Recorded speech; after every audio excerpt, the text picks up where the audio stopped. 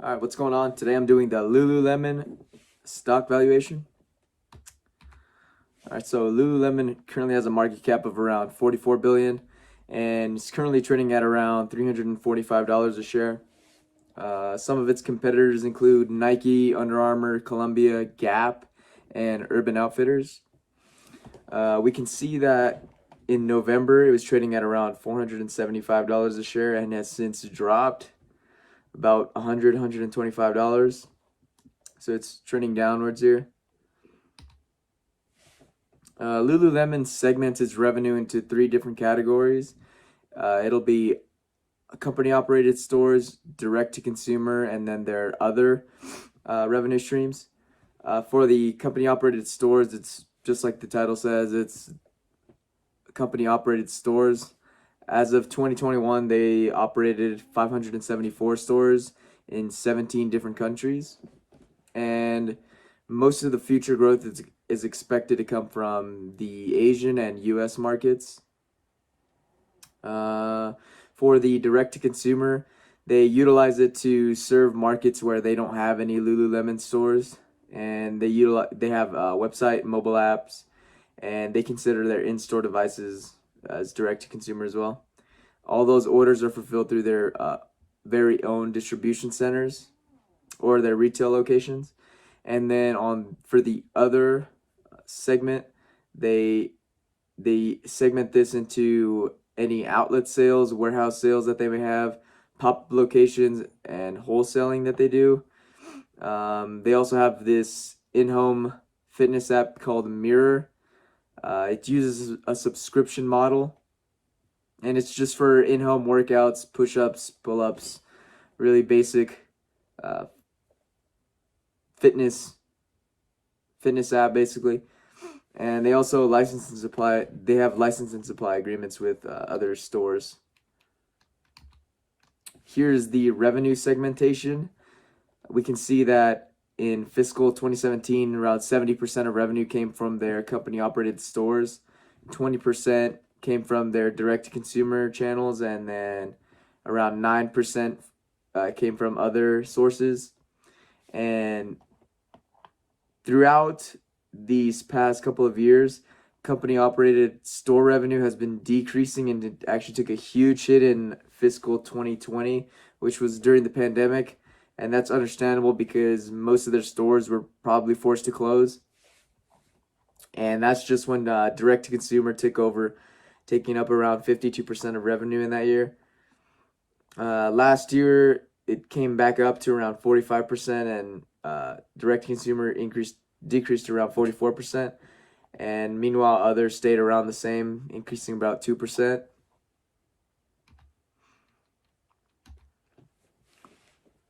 Here we have the historical unlevered free cash flow for the past 5 years. We can see that revenue increased from around 2.6 billion to 6 billion, basically tripling, which is pretty crazy. We can see that despite the pandemic, they still managed to increase their revenue by about 10%.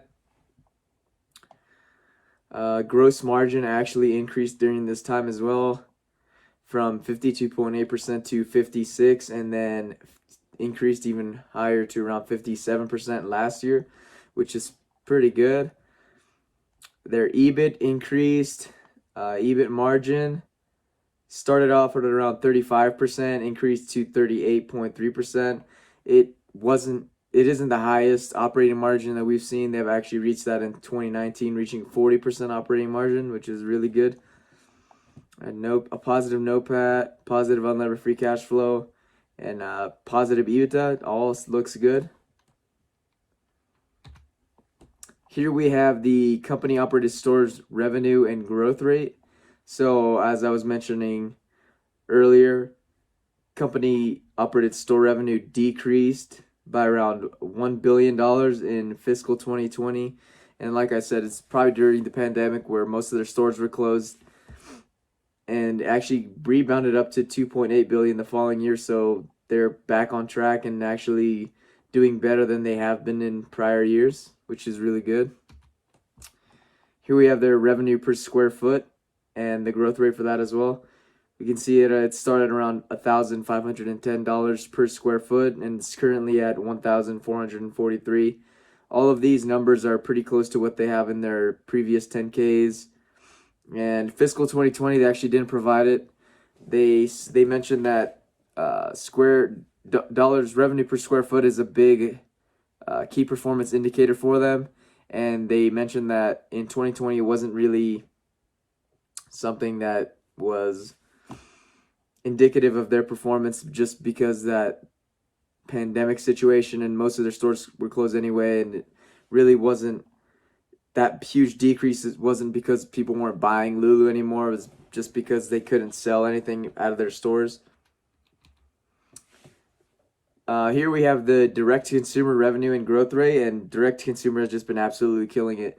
Started at around 580 million in fiscal 2017 and has pretty much 5 times since then, up to 2.7 billion in fiscal 2021.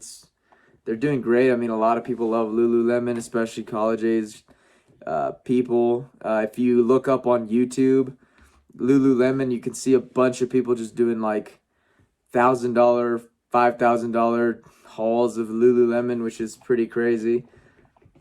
Here we have their other revenue growth rate. Here we can see it started out at around 230 million and has since increased to around 700 million. Solid growth rates, solid company. And we'll move on to the projections for the company.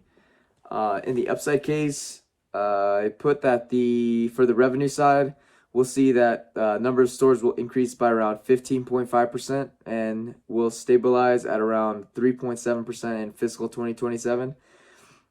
We have that revenue per square foot stays constant at $1,629. We also have that direct-to-consumer revenue increases by 33.8% in the first year and then decreases to 2.5% in fiscal 2031. And we also have that other revenue increases by around 32.6% and then decreases to 2.5% in fiscal 2031. On the expense side, we assume that cost of goods sold stays constant at around 42.3% of revenue. And we also assume that SG&A stays constant at around 33% of revenue. For the WACC and tax assumptions, we're assuming a 10.1% weighted average cost of capital, 27% effective tax rate, and we also assume a 2.9% unlevered free cash flow growth rate. Here we have those projections. We can see that in fiscal 2022, Lulu reaches around $8 billion in revenue and actually reaches $16 billion at the terminal value.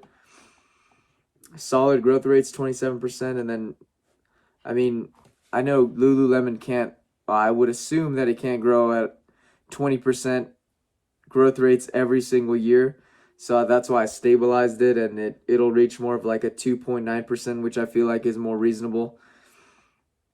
Gross profit increases steadily. Their gross margin stays at around 57.7%. EBIT margin stays at around 42.9%, which is good. We can see unlevered free cash flow steadily increases, EBITDA increases. So this I think is a solid upside case scenario. For the implied share price, we reach a 8.2 times implied terminal enterprise value to EBITDA multiple, and it returns a implied share price of $216.47, which is a 58.3% premium which would mean that its current share price is trading at around 58% premium. So we could say that the stock is overvalued just based on these cash flow projections. For the base case, I assume that stores increase by 12.2% and stabilize at 1.6% in fiscal 2027. Revenue per square foot stays constant at $1,509, and direct-to-consumer revenue increases by 25.4% initially and then decreases to 1.9% in fiscal 2031. And that other revenue increases by 24.5% initially and decreases to 1.8% in fiscal 2031. For the expense side, we assume cost of goods sold stays constant at 44.5% of revenue, and SG&A stays constant at 34.7% of revenue. As same weighted average cost of capital and tax rate as the upside, as well as the same unlevered free cash flow growth rate. Here are those projections. We can see that in this scenario, it starts off at around $7.3 billion in revenue and reaches around $12 billion, which compared to the upside was around 16 at the terminal. Gross margin decreases to 55.5%. The EBIT margin decreases to 37.5%. And unlevered free cash flow goes from $900 million to $1.7 billion. EBITDA from $1.8 billion to $3.1 billion. So either way, the company doesn't look like it'd be struggling financially either way. Even in the downside case, I believe that this company's in good financial health, and I don't think that in any of these cases they'd be facing any real financial struggles or struggles for cash or anything like that. In this scenario, we reach a 7.8 times implied terminal enterprise to EBITDA multiple, and an implied share price of $143.56, which would indicate that its current share price is trading at around 138% premium, which is pretty high.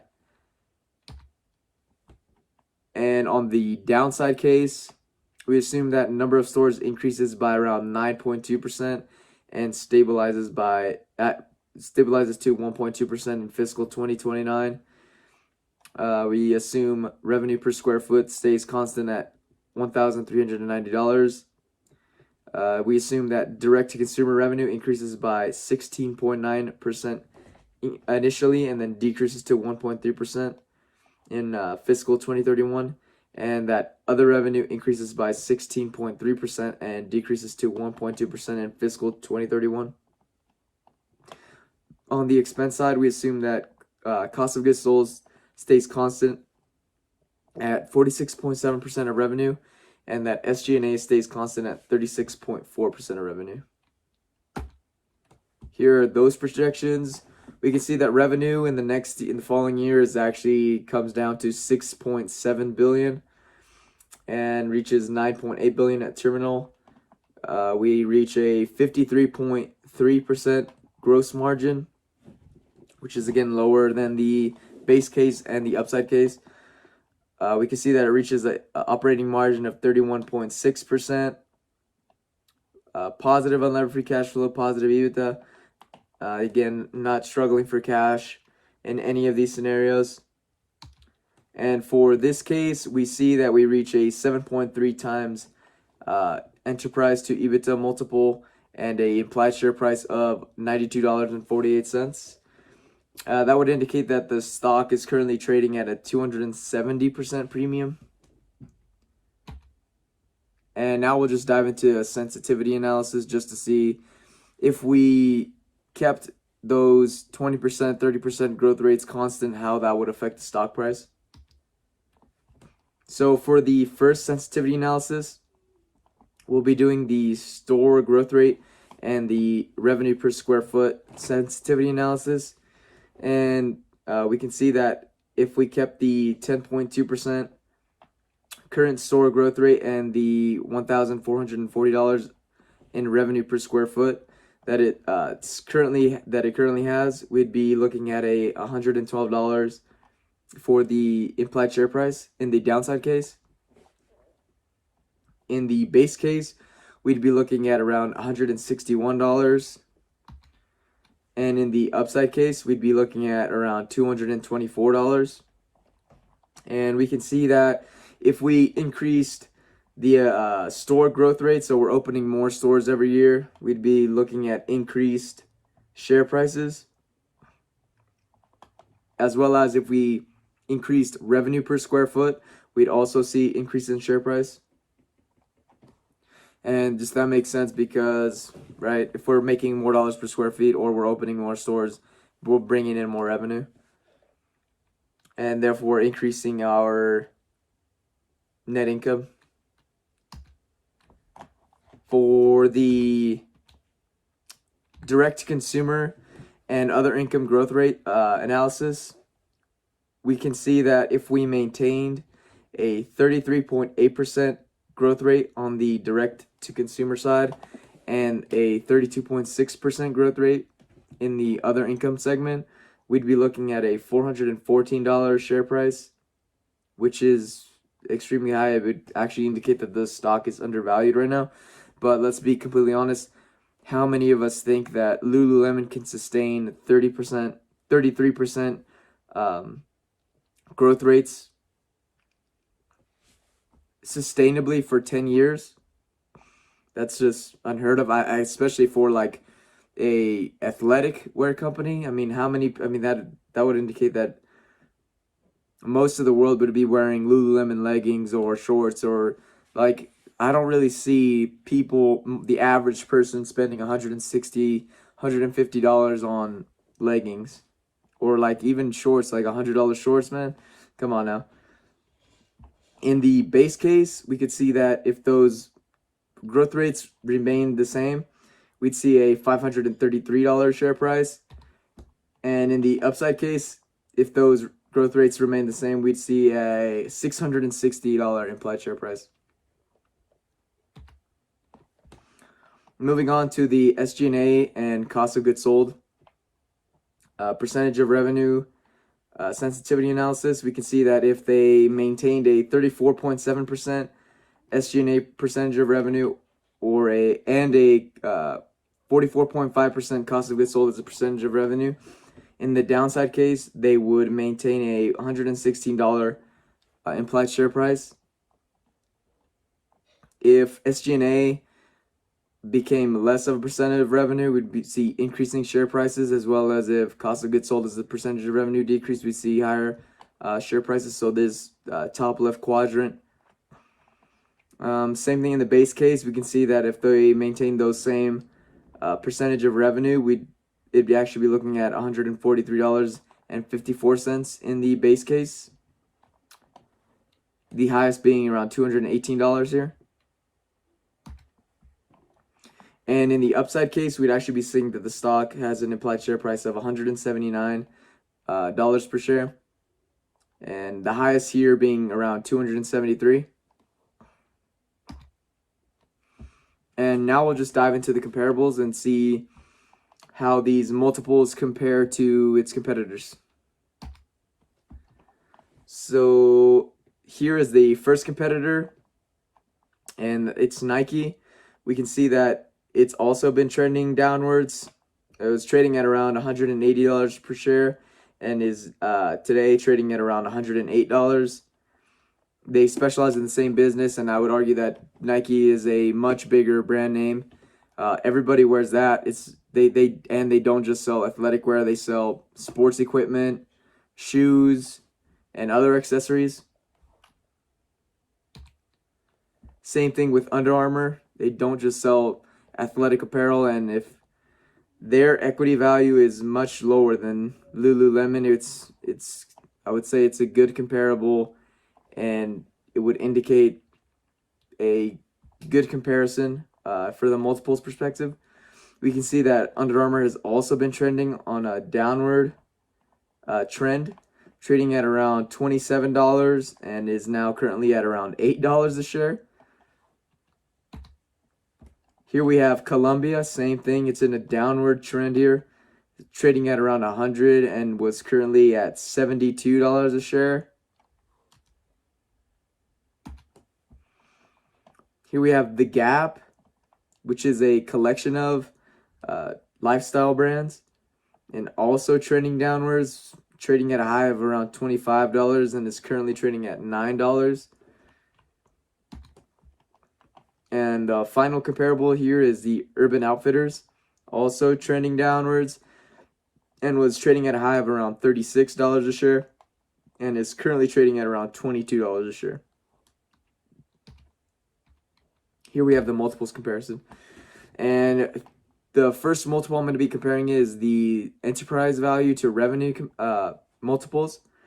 And we can see that it is by far the highest, is trading at the highest enterprise to revenue multiples.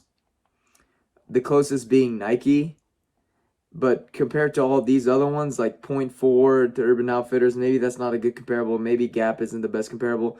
But I'd argue Columbia, Under Armour, and Nike are the best comparables, having all being activewear, outdoor wear as their main businesses. And even Nike being one of the biggest brands in the world, if not the biggest brand in the world, trading at around 3.7 times is in Lululemon's currently trading at double that. It's pretty crazy. On the total enterprise value to EBITDA multiples, it's a lot closer to Nike, trading at around 24.6 times compared to Nike's 23.2 times. But then even then, it's trading at around 2.5 times higher than Under Armour, and around 4 or 5 times higher than Columbia. And the last one, the PE ratio is at around 39.4 times, which is higher than Nike, higher than Under Armour, higher than Columbia, and higher than Urban Outfitters. Granted, Gap is not making any money right now. It's probably in a rut. Either way, it seems as though Lululemon is just trading on a bunch of hype. I mean, I get it. I mean, most women these days are wearing Lululemon. And like I said, if you look up on YouTube, Lululemon, some of the first things that come up is people spending thousands of dollars on leggings and t-shirts and sweaters and just a bunch of stuff. It's insane. But I personally think it's overvalued. I don't really think that, given the share prices and the sensitivity analysis that we did, it would indicate that it would have to sustain those 33% growth rates to be trading at around $414. And if we see it's currently trading at around $350, $345. So let's see if it's sustained a 30% growth rate on the direct to consumer side and a 32.6% growth rate on the other income side. In the downside case, it'd be trading at that amount. But it's just like at 30%, I believe the projections indicate that they'd be making $16 billion in revenue in just those segments, and that just seems incredibly high for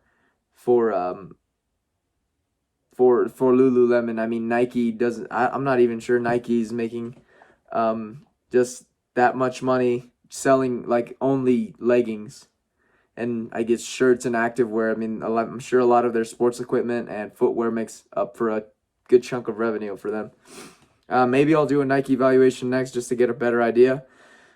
But I also wouldn't say short the stock. I mean, I feel like that could be a bit dangerous given that it's such a popular stock and it's has a bunch of growth under its belt. And we can see here that it was trading at around $485 again. And I would be looking at this level here for maybe some resistance, that $375 a share, or maybe that $389 a share, just to be a huge resistance points for it. We can see last time I hit it, it came down from around 390 down to 269. So that was just like a huge $120 swing. I would maybe look at doing some sort of butterfly spread, maybe for the September 30th contracts.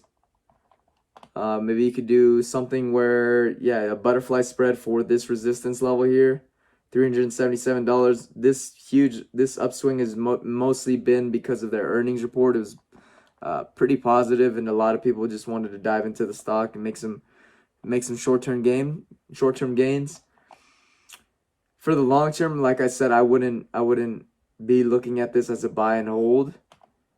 But if you were maybe looking at, like I said, some sort of a butterfly spread here with the $108 would be the entry cost, and we'd be looking at $860 by September 30th. That does mean that it would have to be exactly at $375 on September 30th. What I mean, if you don't, you're not making that much money. Yeah, I mean, I wouldn't look at shorting the stock. I wouldn't look at owning the stock. Maybe if you want to play a spread, but I wouldn't recommend it. This isn't financial advice. Do whatever you want. It's your money. If there's any other companies that you would want me to value or look at a stock analysis, maybe I'm looking at doing some trade idea videos in the future.